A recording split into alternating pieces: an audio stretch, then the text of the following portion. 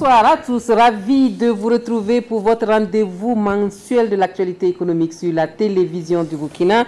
Ecomag vous parle aujourd'hui de la filière cuir et peau, une filière qui donne des chiffres assez impressionnants et qui mérite que l'on s'y intéresse de plus près.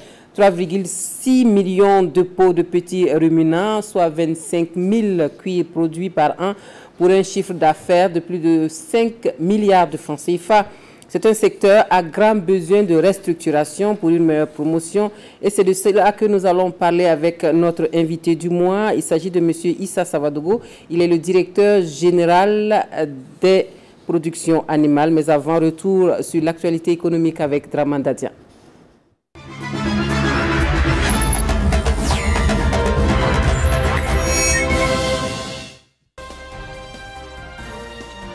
Du paracétamol et de la chloroquine, made in Burkina. Ces médicaments produits par l'industrie pharmaceutique U-Pharma sont remis au ministre de la Santé et destinés à la lutte contre la maladie à coronavirus. Cette unité de production de médicaments et de désinfectants tourne depuis la survenue de la pandémie de la maladie à coronavirus au Burkina.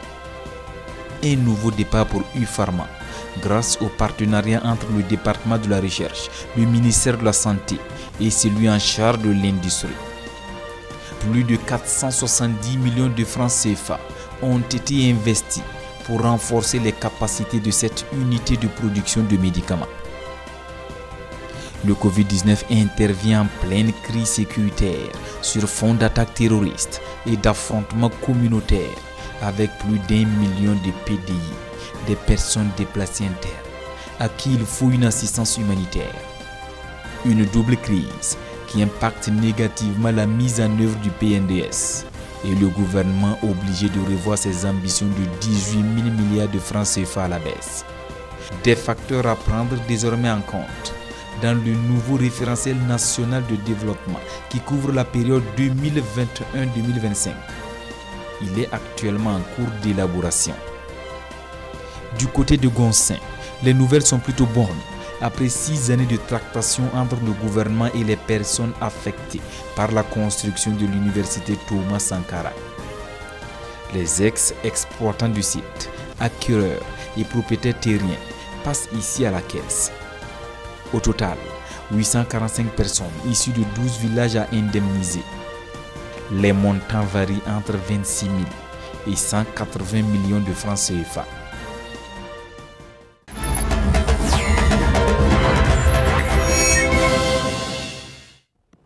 Il y a de plus en plus de produits made in Burkina dérivés de cuir et peau. La filière emploie des milliers d'artisans à travers le pays. C'est une filière très porteuse que le gouvernement travaille à restructurer et à réorganiser pour plus de valeur ajoutée. Alors, quelle stratégie de promotion d'un sous-secteur à fort potentiel économique? Quelques éléments de réponse dans ce dossier que nous proposent Daouda Ouattara, Salifou Belem et Draman Dadia. Des objets d'art en cuir, tout ou presque, y est ici dans le hall des artisans. Nous sommes à Kaya, la cité du cuir. Les cuirs et peaux, une spécialité du San Matenga. Nous transformons les peaux en cuir et on fabrique divers articles comme les sacs pour hommes et femmes, des chaussures et ceintures, même des objets décoratifs et d'ornement. Le San Matenga est spécialisé dans les cuirs et peaux. Le San Matenga est en effet propice à l'élevage. Après abattage des animaux, les peaux sont tannées à la main ou convoyées dans les différentes tanneries.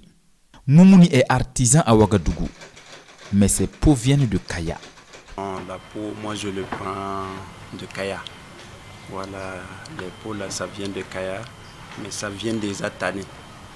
Voilà, la peau tannée, ça veut dire qu'on enlève les poils et puis on traite, ça devient mou. Et voilà comment ça est. La peau, ça vient blanc comme ça. Mais pour faire mettre la couleur là-dessus, il faut d'abord le laver, faire sortir les saletés et après. Et par exemple, si c'est une couleur que vous voulez,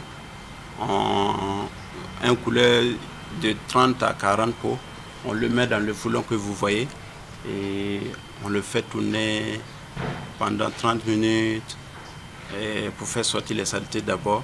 Et après, on compose la couleur, on met là-dedans. Et puis on laisse tourner encore, on met les produits. Et après, on fait sortir et on les étale par les planches que vous voyez. Et après, ça donne un forme plat comme ça. Et après, on les lisse avec ce machine à lisser. Le Burkina produit environ 3,6 millions de pots, soit un chiffre d'affaires de plus de 5 milliards de francs CFA par an. Une filière qui, tout au long de la chaîne, réunit différents acteurs, collecteurs, tanneurs, transformateurs et exportateurs. Au début, c'est un secteur qui avait été plus occupé par des locaux qui utilisaient en fait le cuir et peau pour des besoins de confection de produits locaux. Alors, c'est par la suite justement que, voyant ce que ça représentait comme potentiel en termes d'exportation, que beaucoup d'autres acteurs se sont intéressés à la filière. Et la filière, en tout cas, a connu un certain développement depuis 2000, j'allais dire, avec l'installation du volet industriel. Et quand vous regardez un peu l'importance, le nombre de cuirs et peaux que le Burkina est capable de produire, environ 3 600 000 exemplaires de cuirs et peaux au niveau du Burkina. Le plus souvent, ces peaux sont transformées par les artisans locaux, les maroquiniers. Et ce que nous faisions, c'est rien que transformer la matière première, qui est le cuir, en objet. C'est-à-dire en sac, en ceinture, dans toutes sortes d'articles, quoi. Et aujourd'hui même, on a innové, même, on ajoute le façon d'enverner en même temps. Ah, ces débris ici, au moins, bon, pour se prendre en charge, voilà. Bon, avant les handicapés, nous sommes les handicapés. Avant les handicapés, ça ne débris pas comme ça. Mais avec des chômages, on va aider ces débris pour aider et nous-mêmes. Voilà. Philbert est artiste plasticien, installé à son propre compte. Il donne de la valeur ajoutée au cuir. C'est un atelier qui fait la décoration sur presque tous les articles, quoi. Mais notamment les cuirs et peaux. Voilà. On fait des portefeuilles gravés, griffés, on fait des tableaux de mariage, de reménage, des tables de scènes de village, on fait des portraits. Bon, on décore tout ce qui est cuir. Bon, pour être un peu véridique, bon, le métier en tout cas, ça nourrit son homme. Pour moi, du moment que tu es ambitieux dans le travail que tu fais, ça peut te nourrir, te permettre de fonder un foyer dans ça. Ça peut même t'ouvrir des portes. Voilà. Ça peut t'ouvrir des portes parce que grâce à ce travail, j'ai rencontré des ministres, j'ai rencontré des personnalités. Et grâce à ce travail, j'ai été ami avec beaucoup de personnes que je ne pensais pas, quoi. Ah, ça nourrit son homme, honnêtement. Mais il y a eu la pluie de beaux temps avant. Les différents voyages, d'expositions, les semaines commerciales à Ouagadougou ici. J'ai construit ma vie dans la maroquinerie. Et jusqu'à demain, je pense que je n'irai nulle part par la maroquinerie. Le sous-secteur de l'artisanat d'art est actuellement en difficulté, frappé par la double crise sécuritaire et sanitaire. Le problème d'écoulement se pose avec acuité. La solution par le tourisme interne, les artisans veulent bien y croire. C'est un tourisme vraiment C'étaient les touristes internationaux, nos fidèles clients. On enregistrait plus d'une centaine par jour, mais avec le terrorisme et la pandémie du Covid-19, ils ne viennent plus. Les nationaux s'intéressent peu aux objets d'art. Les quelques rares clients sont des cadres de l'administration qui viennent pour les séminaires et autres rencontres.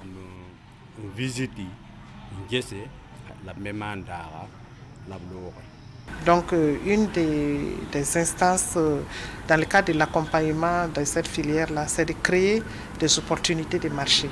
Des opportunités de marché avec l'État, de voir s'il y a des besoins de l'État qui sont concernés par ces produits qui sont de la filière cuir et peau, que l'État en tout cas crée un cadre pour permettre à ces artisans d'avoir accès au marché ou bien aux commandes qui seront lancées dans ce sens-là. Aux côtés des artisans locaux, il y a les industriels. Certes, la société Tanalyse a fermé ses portes depuis l'insurrection populaire de fin octobre 2014. Mais Mona Industrie tente de prendre la relève. Sisa Surubila, à la périphérie nord de Ouagadougou. Mona Industrie est fonctionnelle depuis juin 2019. Mona Industrie propose des peaux brutes déjà travaillées, comme vous voyez. Voilà. Et dans l'avenir, nous comptons faire d'autres articles comme des ceintures et puis des chaussures, des sacs. Faute de marché, des centaines de milliers de peaux tannées sont toujours stockées à l'usine en attente d'éventuels preneurs. C'est une filière porteuse, mais nous, on n'a pas profité d'abord. On n'a pas vendu une seule peau d'abord. Présentement, nous sommes à 900 000 peaux. 900 000 peaux tannées que nous cherchons à vendre parce que le coronavirus est venu nous créer des problèmes. Depuis l'année passée, avec Covid-19, tout est bloqué. Sinon, au tout début, après notre inauguration de l'usine, on a reçu plein des acheteurs qui étaient venus visiter l'usine. La promotrice de Mona Industrie est donc obligée de revoir ses ambitions à la baisse. La tannerie peine à avoir la matière première. On devrait faire 5 000 peaux jour, mais malheureusement, avec le problème de la pandémie, on ne peut pas continuer comme ça. Et ce n'est pas de notre faute, mais l'an passé, tout était fermé en Afrique. Nos voisins, Mali était fermé, Niger était fermé. Ils ont repris leur activité. Donc, nos frères préfèrent aller vendre leur peau là-bas que de vendre avec nous. C'est souvent les prix. De nos jours, là, les prix là, sont devenus un peu chers. Puisque nos peaux, là, on amène ça un peu partout dans les sous-régions. Et donc, ce qui fait que les gens privilégient les clients de la sous-région. Parce qu'ils paient bien. Mais par bon, donc, ce qui fait que nous, bon, on est brimés, quoi. Voilà. Les cuirs et peaux font pourtant partie des filières porteuses que le ministère en charge de l'artisanat travaille à promouvoir à travers la Chambre des métiers et de l'artisanat du Burkina Faso. La filière cuir et peau, comme je l'ai dit, est une filière porteuse et des initiatives vont être développées ensemble avec les acteurs. Bien sûr, l'État jouera son rôle, mais les acteurs également ont un rôle aussi pour accompagner les initiatives que l'État va développer dans ce sens-là. À ce titre, les stratégies en matière de promotion, de recherche de débouchés, de partenariats, afin d'offrir aux acteurs qui sont dans cette filière d'autres opportunités, seront développées de concert avec des structures comme la Chambre des métiers de l'artisanat, qui est justement la structure en charge d'accompagner les efforts de l'État en matière de promotion et de développement du secteur de l'artisanat. La Chambre des métiers qui a été créée pour s'occuper du secteur de l'artisanat a d'abord mis en place un registre de métiers. Ce registre des métiers nous permet d'identifier l'ensemble des acteurs, y compris ceux qui évoluent dans le domaine des cuirs et peaux. Et une fois que nous les avons identifiés, ça nous a permis de comprendre en fait, leurs insuffisances, leurs préoccupations. Et ces préoccupations, au nombre desquelles on peut citer des besoins de formation, de professionnalisation et d'encadrement en matière de formation en maroquinerie, des traitements des eaux usées, mais également des besoins de formation sur la connaissance même en fait des tendances au niveau international pour pouvoir effectivement les aider à mieux connaître en fait le marché international et voir comment est-ce qu'il faut se positionner sur ce marché. Il faut dire que on a identifié qu'ils avaient des problèmes même de gestion des entreprises que ces acteurs-là ont et qui sont appelés à évoluer aussi bien au niveau national qu'international. La question de la labellisation des œuvres d'art est aussi une préoccupation car très peu de créations artistiques sont protégées, parfois par méconnaissance. Je signe souvent, comme vous pouvez le constater, YFK. Ça veut dire Yamiro Fulbert qui sont ici là. Bon, mais c'est pas courant parce que si tu as plein de 100 portefeuilles, tu ne peux pas te permettre de griffer tout ça. Bon. Voilà, ça va prendre du temps. Donc, bon, généralement, si ce n'est pas des tableaux, choses qu'on griffe, bon, rarement on griffe quoi. C'est une réalité. C'est une réalité et ça, cela nous interpelle à plus d'un titre de travailler à la protection et à la labellisation de ces différents produits. Il y a des initiatives qui sont déjà développées au niveau du département sous l'égide de Monsieur le ministre de l'Industrie, du Commerce et de l'Artisanat. Mais il faut que nous puissions travailler à sensibiliser davantage les artisans qui interviennent dans cette filière spécifiquement, à protéger leur créativité, à protéger leur création et à faire en sorte que ces œuvres soient des œuvres uniques et qui puissent porter justement la marque du label burkinabé. Formation, encadrement et professionnalisation des acteurs évoluant dans le sous-secteur des cuirs et peaux s'impose. Une filière à fort potentiel économique à réorganiser pour plus de rentabilité.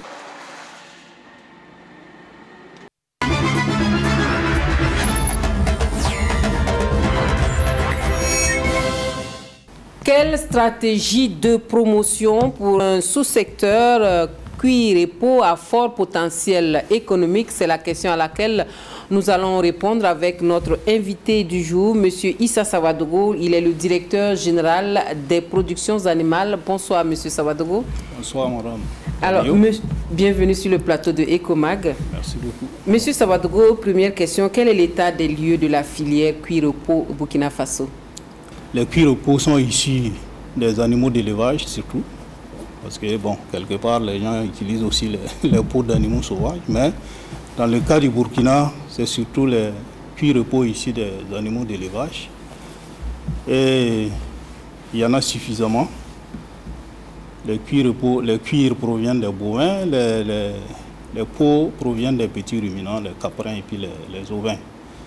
Et annuellement, les abattages qui sont contrôlés au niveau du ministère, je vais dire au niveau des agents du ministère, il y a en moyenne 1 500 000 petits ruminants qu'on abat par an. Donc on suit ces abattages-là. Et chaque animal abattu, comme je dis, c'est soit du cuir, soit de la peau, voilà, qui sortent. Et autour de 325 000 bovins qui sont abattus par an. Donc tout ça, ça constitue voilà, de la matière première pour ceux qui sont en aval de la filière. Je vais parler des transformateurs et puis des exportateurs. Voilà, des exportateurs. Monsieur Sawadogo, parlant de potentiel, quel est le potentiel réel de ce secteur-là à l'économie? Qu'est-ce que ce secteur apporte réellement à l'économie nationale? Quand nous regardons en tout cas les chiffres, c'est autour de 4,5 milliards à 5 milliards par an de chiffres d'exportation de cuir et peau. Mais ça, c'était avant 2014. Après 2014, ça a chuté et on se retrouve autour de 1,5 milliard par an. Voilà. Donc, c'est pour dire que... Et la raison de cette chute-là, c'est dû à la fermeture en fait, de la principale usine qui faisait la transformation, à savoir Tanalis, qui est fermée depuis 2014, alors que tous les acteurs étaient pratiquement organisés autour de cette unité-là. Voilà. Après donc la chute, après la fermeture de cette usine, bon, c'est pratiquement les artisans, voilà, qui ont pris le relais et qui font ce qu'ils peuvent, mais bon, ils ne peuvent pas atteindre le niveau d'un industriel. Voilà. Bien sûr. Et finalement, ces acteurs de la filière cuir et peau évoquent quelques difficultés, ça et là, bien sûr. Au-delà de cette difficulté principale-là, les difficultés de transformation et d'exportation, qu'est-ce que votre département a prévu comme solution à ce problème? Tout ce qui est exportation, c'est le commerce. Ça ne relève pas trop du ministère des Ressources animales qui se trouve au niveau du secteur production. Néanmoins, nous, on contribue pour la qualité des cuirs et peaux, parce qu'en amont, il faut que pour que la matière soit bien, il faut que l'animal soit dans de bonnes conditions, parce que sa peau là, une fois que ça subit des traumatismes ou bien des attaques parasitaires, bon, après l'abattage, vous verrez que ce n'est pas de la peau de qualité. Voilà. Ou bien même techniquement, ce qui habille les bêtes après l'abattage, très souvent, comme c'est fait, c'est vrai, c'est des bouchers qui le font, ils sont experts de leur domaine, mais ils ne prêtent pas attention très souvent à la qualité et des coups de couteau, ça peut percer la peau ou le cuir. Tout ça, ça joue sur la qualité. Ce que nous, on peut faire, c'est de travailler à ce niveau-là, former les gens, voilà, que ce soit les bouchers ou bien même l'éleveur pour prévenir les maladies et puis soigner éventuellement s'il le faut. Et bon, la suite, les transformateurs, les exportateurs, nous, on encourage les autres départements qui travaillent avec ces acteurs-là, bon, à s'y mettre pour les encourager à ouvrir certainement des unités de transformation, faciliter l'ouverture de ces unités de transformation-là. Parce que finalement, le pourcentage destiné à la transformation est très minime par rapport à l'exportation. À l'exportation, c'est vrai. Parce que, bon, il y a très peu de transformation à notre niveau. Hein. Et la transformation, là, ça se limite très souvent à ce que vous voyez au niveau de l'artisanat. Des sacs, des chaussures, voilà, ceintures et autres portefeuilles. Ça, c'est très, très limité. Par contre, ce qui va à l'extérieur, c'est la bonne partie. Parce que, bon, je crois que les industries de transformation réellement de cette matière-là se trouvent hors du Burkina Faso. Et parlant justement de transformation des produits dérivés de cuir et peau, il y a les consommateurs également qui se plaignent de la qualité des produits. Les articles ne sont pas forcément à la hauteur des attentes côté finition, côté finesse, côté créativité. Oui. Bon, vous dites que vous ne vous occupez pas de ça, mais vous pouvez avoir un avis quand même. Qu'est-ce qu'il faille faire pour améliorer tout ça? Bon, là, à ce niveau, moi, je dirais qu'il faut aussi des spécialistes pour former ces artisans-là. Parce que ce n'est pas seulement dans la maroquinerie ou quand on regarde de façon générale, très souvent, le Burkinabé se plaint surtout des finitions, que ce soit dans les bâtiments, dans tout ce que nous faisons généralement. Il nous manque en tout cas, bon, finalement, c'est enfin, au bout du compte, cette finition-là. Et ça, c'est, bon, je crois que c'est peut-être un défaut d'apprentissage qu'il va falloir combler. Mais bon, par bien sûr des professionnels, parce que, bon, je dis, à notre niveau, on n'a pas de professionnels pointus dans tous les domaines. Donc, on ne peut pas avoir la prétention de pouvoir tout faire. Voilà, donc, on a besoin... La balle est dans le camp de ceux qui sont experts, notamment le département du commerce, vous voulez dire, et de l'artisanat. Exactement. Pour faire des bonnes choses qui soient attrayantes, il faut des experts. Voilà. Alors, parlons maintenant de la réorganisation de cette filière-là. Est-ce que vous avez une politique de redynamisation de la filière cuir et peau à votre niveau? Bon, nous avons une politique de développement de l'élevage de façon générale depuis 2010. Et on a un plan d'action de développement de la filière cuir et peau également. Ça date de 2010 déjà. C'est long. Voilà. Et ça fait environ 17 milliards pour 5 ans. Malheureusement, qui n'a pas pu être mise en exécution. Sinon, c'est justement pour booster cette filière-là que le ministère avait anticipé pour élaborer ce plan d'action-là. Voilà. Mais bon, c'est, comme je dis, hein, c'est une filière qui fait appel à beaucoup d'autres départements, notamment en dehors des acteurs, il y a les autres ministères, notamment le ministère du Commerce, qui a sa place et qui a son rôle à jouer dedans. En termes de perspective, M. Sawadogo, peut-on espérer une véritable chaîne de valeur cuir et peau au Burkina Faso? Oui, bon, je crois très bien que ça peut se faire, mais il va falloir mettre les moyens qu'il faut. Puisque si historiquement on s'est rendu compte que les cuirs au pot du Burkina, ça s'achetait bien. Hein. Et puis il y avait même une société Bata ou quelque chose comme ça qui faisait des chaussures. C'est pour dire que c'est des gens qui avaient vu juste. Mais bon, il faut reconnaître aussi que tout ce qui est issu du cuir est cher. Hein, par rapport à l'artisanat, c'est du produit de luxe. Hein, l'artisanat, voilà. Le fait même, c'est cher. Donc le pouvoir d'achat du public compte beaucoup aussi pour les articles en cuir.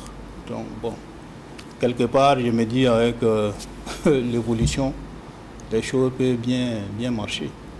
S'il y a une véritable politique, je pense, de relance de ce secteur-là, on peut arriver à imposer un certain nombre d'articles dans l'administration, je crois. Exactement. Tout ça, c'est faisable. On peut bien le faire. Pas dans l'administration seulement. Tous ceux qui veulent du luxe, bon, comme on le dit, hein, luxe entre guillemets, oui, Burkina. Ça mais, oui, en réalité, le cuir, c'est pas seulement du luxe, mais ça dure aussi. Bien sûr. Voilà, c'est quelque chose de résistant. Si vous prenez une chaussure c'est pourquoi c'est cher, justement. Voilà. Une chaussure en cuir, ça vous tape 5 ans sans problème. Donc, bon, vous voyez que c'est pas seulement le luxe, mais... Mais quand c'est beau, quand c'est bien fait, voilà, je pense que les gens n'hésitent pas à mettre la qualité, voilà. Peut-être que les gens ne connaissent pas aussi. Et comme on dit, nous n'avons que des artisans. Ça pose problème. Il va falloir diversifier, passer les chaussures en sandales et autres. Il va falloir quitter. C'est trop artisanal ça. Aller un peu. C'est trop basique. Voilà, c'est trop basique. Il faut aller vers le... Voilà, si on peut aller vers l'industriel. Plus de créativité, c'est de ça dont on parle. Il faut plus de créativité, plus de finition, beaucoup de goût. Pour améliorer le produit final qu'on présente aux consommateurs. Merci beaucoup, Monsieur Savadogo, d'être venu sur notre plateau pour nous parler de la filière cuir et peau. Merci bien, madame.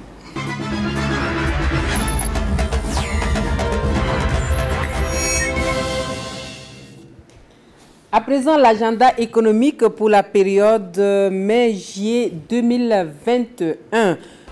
Forum économique international de Saint-Pétersbourg, c'est en Russie, du 2 au 5 juin 2021. Nous avons le Forum d'affaires digital franco-burkinabé le 10 juin 2021. C'est un forum en ligne. Nous avons le Forum économique international en Turquie du 10 au 13 juin 2021 à Istanbul. Et enfin, le 3e Forum d'affaires Japon-Afrique du 29 juin au 8 juillet 2021. C'est un forum en ligne. Voilà, c'est tout pour votre magazine économique consacré ce mois-ci à la filière cuir et peau au Burkina Faso. Une filière pour laquelle il est fortement question de stratégie de promotion pour une meilleure contribution à l'économie nationale. Merci de nous avoir suivis. Merci de votre fidélité à cette émission qui est le fruit du partenariat entre la Chambre de commerce et d'industrie du Burkina Faso et votre chaîne nationale. On se donne rendez-vous le mois prochain pour d'autres actualités économiques. Très belle soirée. À bientôt.